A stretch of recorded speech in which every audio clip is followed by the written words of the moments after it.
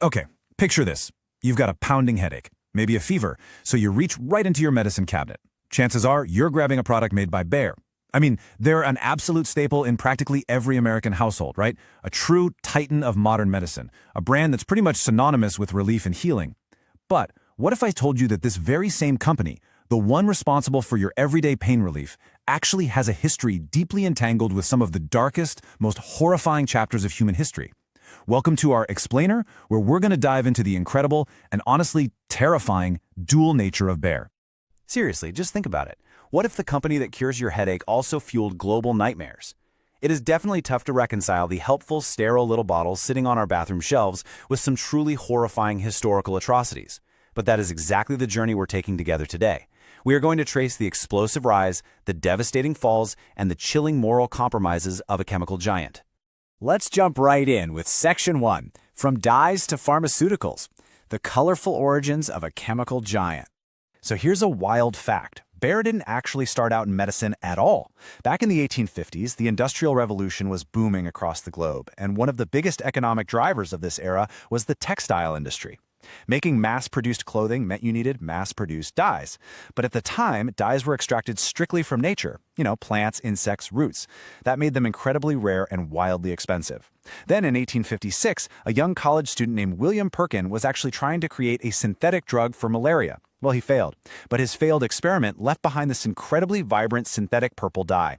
Seeing the massive potential to revolutionize the clothing market, a dye salesman in Germany named Friedrich Bayer jumped all over this new chemical technology. In 1863, he opens up a factory with just 3 employees. And by 1881, thanks to the world's insatiable demand for cheap synthetic dyes, Friedrich Bayer's tiny 3-person startup had absolutely exploded to over 300 employees, and it was pulling in a massive profit. But, as we know, early monopolies almost never last. Pretty soon, fierce competition flooded the global market, and that drove synthetic dye prices straight into the ground. Bayer's profit margins started shrinking fast, and they desperately needed a new edge to survive. So they made what was, at the time, a massive, almost reckless gamble. They went ahead and established a dedicated research and development department. Now, to put that into perspective for a second, in the late 19th century, primitive science barely even understood that washing your hands prevented infection. Concepts like atomic structures, totally unknown. Yet Bayer threw tremendous resources into hardcore chemical research. They essentially pivoted from a simple dye manufacturer right into one of the world's first true scientific medical companies, crossing their fingers that they'd discover high-value chemical compounds that literally no one else could replicate. Which brings us to Section 2, the aspirin and heroin era, miracle cures and massive mistakes. In 1897, that huge gamble on their new research lab struck absolute gold. And actually, they struck gold twice. First, they tackled an old natural painkiller derived from willow bark. The active ingredient had been known for a while, but it was super harsh, often causing severe stomach ulcers. Well, Bayer scientists successfully synthesized a version of it that was finally safe to ingest. They branded it aspirin. It was a revolutionary, everyday painkiller that quite literally changed global medicine forever. But right alongside aspirin, Bayer successfully commercialized a second chemical compound. Wait for it. Heroin. Yes, that heroin. They packaged it up and sold this incredibly powerful narcotic directly to everyday consumers. So, how exactly do you sell heroin to the global masses in the late 1890s? Well, you confidently market it as a non-addictive cough suppressant. I am completely serious. Long before the FDA or modern pharmaceutical regulations were even a thought, Bayer sold heroin as a simple, effective remedy for the common cold. They even said it was suitable for kids. It's a totally mind-boggling strategy to look back on today, but back then, the marketing was undeniably effective. People were buying it up by the truckload to cure their winter coughs. That 1-2 punch of aspirin and heroin transformed Bayer into a global juggernaut almost overnight. By 1913, a staggering 80% of their immense revenue was coming strictly from exports. They had set up major, highly profitable subsidiaries in the United Kingdom, the United States, France, Russia, you name it. They were no longer just a successful German business. They were a truly international empire, completely dominating the global pharmaceutical and chemical market right up until the eve of the First World War. Now let's look at Section 3, World War and hyperinflation. The empire collapses. When Archduke Franz Ferdinand was assassinated and World War I erupted, Bayer's sprawling international network instantly became a huge liability. In a flash, that 80% of total revenue we just talked about, gone. It simply vanished. Foreign governments classified Bayer as an enemy asset. Their international subsidiaries, their super valuable patents, their state-of-the-art factories, all of it was seized, expropriated, and sold right off to local competitors in the US and Europe. The global giant was suddenly trapped entirely inside Germany's borders.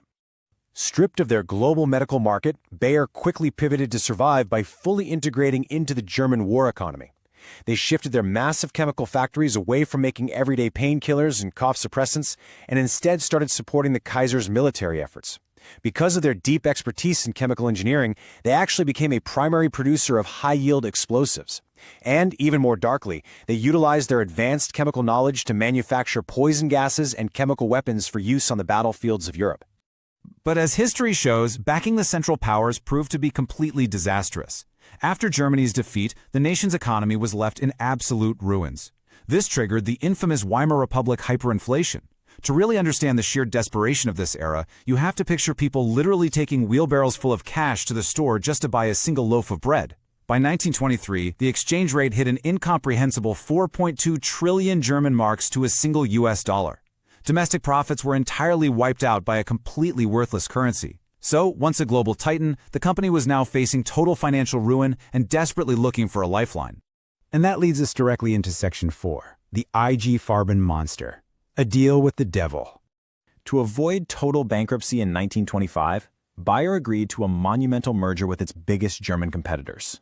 Together, they formed this massive, sprawling chemical conglomerate called IG Farben. This unprecedented merger essentially consolidated the entirety of the German chemical industry into one monolithic entity.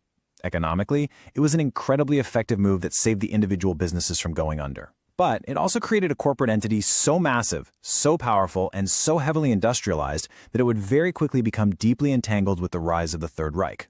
When Hitler began the large-scale rearmament of the German military in the 1930s, IG Farben saw a highly lucrative business opportunity. They became one of Nazi Germany's top government contractors, supplying the regime with vital synthetic fuel and rubber. They went so far as to strategically place their factories near concentration camps so they could exploit brutal slave labor. They even built a massive synthetic rubber plant directly adjacent to Auschwitz. And most horrifically, IG Farben held the patent for and produced Zyklon B, the lethal gas used in the extermination camps during the Holocaust. The very same company that had brought aspirin to the world was now deeply complicit in an industrial-scale genocide. We move into Section 5, Rebirth and Reckoning, Rising from the Ashes of the Reich. After the war ended, the Allies put IG Farben's corporate directors on trial at Nuremberg. But get this, out of the 24 corporate directors indicted for war crimes and slavery, only 13 were found guilty. And surprisingly, their sentences were incredibly light. We're talking just 1.5 to 8 years in prison. Now, the Allies had initially planned to completely dismantle and destroy the company because of its moral corruption. However, shifting geopolitical interests, the dawn of the Cold War, and pre-existing ties with major Western corporations meant that the outright destruction of Germany's chemical infrastructure was halted. In many ways, justice just gave way to corporate and political pragmatism. In 1952, the IG Farben conglomerate was finally broken up and Bayer was re-established as an independent company. They were starting from scratch without their foreign assets for a second time, so they relied on their oldest playbook, heavy investment in research and development. Over the next few decades, they innovated heavily in medicine, pesticides, and chemicals. By 2004, they spun off their petrochemical division so they could strictly focus on medicine and agriculture. But incredibly, it actually wasn't until 2012 that IG Farben officially ceased to exist. You might be wondering, why 2012? Well, IG Farben remained on the books as a legal entity for one specific, sobering reason. It took over 60 years for the German authorities to process and settle all the legal lawsuits and financial claims from the former factory slaves who survived the war.